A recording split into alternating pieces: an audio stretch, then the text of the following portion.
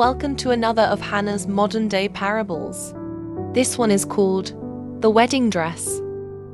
I know what I'm doing, Cassandra said as she pulled out her Visa debit card. Honestly, Debs, this is the one I have dreamed of having since I was a little girl. Debs looked at the beautiful wedding dress displayed in front of them. Cassandra, she replied gently, I don't doubt that card is your entire honeymoon fund. I really think you should speak to Justin about it first. You know, before you buy it. Cassandra looked at her friend, as though she had said something ridiculous. Then she smiled. Honestly, Debs, it's like you don't know Justin or me at all. Then with confidence, she handed the Visa debit card to the cashier. Within seconds, the machine beeped. Transaction approved. Debs placed her head in her hands before bending down to pick up the shopping bags she had placed on the floor. I hope you're right, Cassandra, she muttered quietly. No dress is worth a fallout. Cassandra, who had faintly heard her words, turned around. What did you just say, Debs? Debs quickly looked up. Nothing. She hesitated before asking. But are you sure Justin wants this lavish wedding? I'm sure he would be just as happy with a simple ceremony and a simple dress. Cassandra answered quickly. Well, of course he does. He wants the same things I do. Debs smiled politely, but she wasn't convinced. That evening, Cassandra couldn't wait to show Justin the wedding dress bag. The dress hung proudly in the spare room hidden beneath a satin cover. Every few minutes she lifted the cover just to admire it. The delicate lace, the sparkling detail, the long flowing train. It was everything she had imagined since she was a little girl. When Justin arrived, he immediately noticed her excitement. You've bought it, haven't you? He asked. Cassandra smiled. I have, it's perfect. Justin smiled warmly. I can't wait to see you in it. She wrapped her arms around him lovingly. I knew you'd understand. His smile softened. But then he asked, how much was it?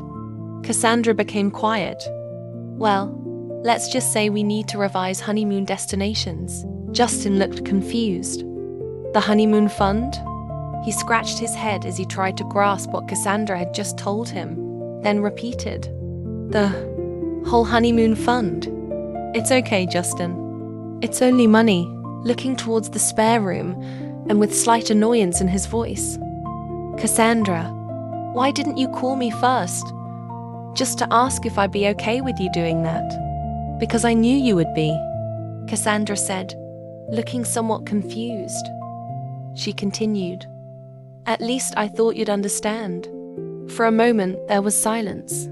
Then Justin gently said, Cassandra, I never fell in love with a dress.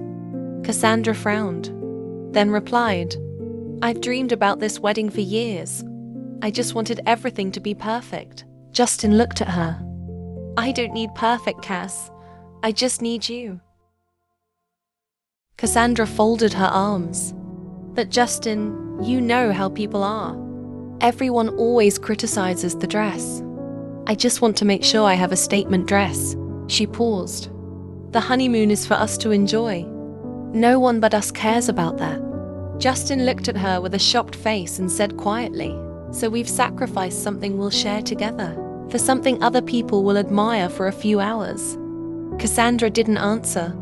He continued gently, I'm not looking for a spectacular wedding, Cassandra.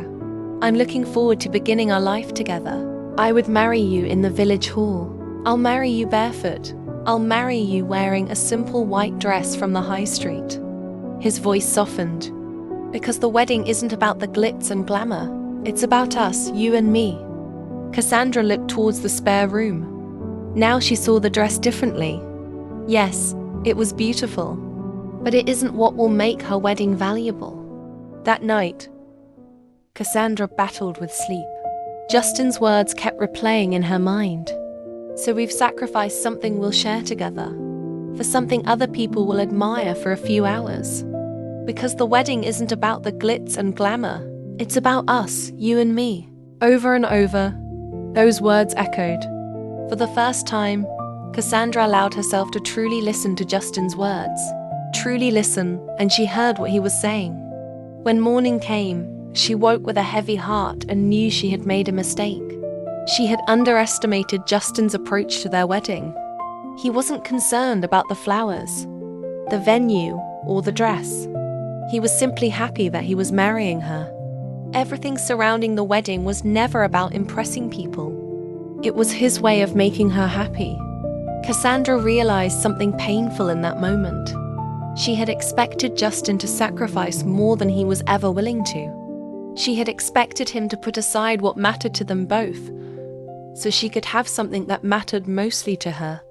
Slowly, she reached for her phone. There was one person she needed to call. The phone rang. After a few seconds, Debs answered. "Hello."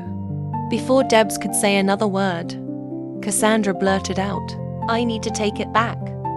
There was a pause. "Take what back?" "The dress." Silence. Then Debs asked gently, "Are you sure?" Cassandra looked towards the dress hanging in the spare room. "Yes.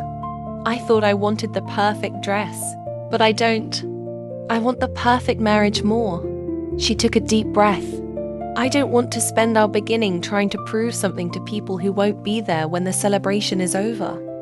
For the first time in days, Cassandra felt peace. The dress was beautiful, but it was never the treasure. The marriage to Justin was. So Hannah's reflection is this: how often do we do the same thing? How often do we chase things that impress others while sacrificing the things that truly matter? We seek approval. We chase recognition. We hold tightly to possessions, achievements, and appearances, believing they will finally make us feel complete. But Jesus reminds us that the greatest treasure cannot be bought, displayed, or admired by others. The merchant in Jesus' parable recognized the value of the pearl and willingly gave up everything to possess it. Because when he found the treasure, everything else became less important. The question is not simply, what are we willing to give up for the kingdom of heaven? The deeper question is, have we truly recognized the value of what we have found? Because when we discover the treasure of knowing Christ, we realize we haven't lost anything by surrendering what was never meant to complete us. We have finally found what matters most. Thank you for listening to this Hannah's modern-day parable entitled The Wedding Dress, inspired by Jesus' parable of the pearl of great price, Matthew chapter 13 verses 45 to 46, brought to you by Broken Glass Productions, created and written by Hannah. Until next time, may the Lord bless you and keep you. May the Lord make his face shine on you and be gracious to you. May the Lord turn his face toward you and give you peace. Blessing from the book of Numbers chapter 6 verses 24 to 26. Shalom.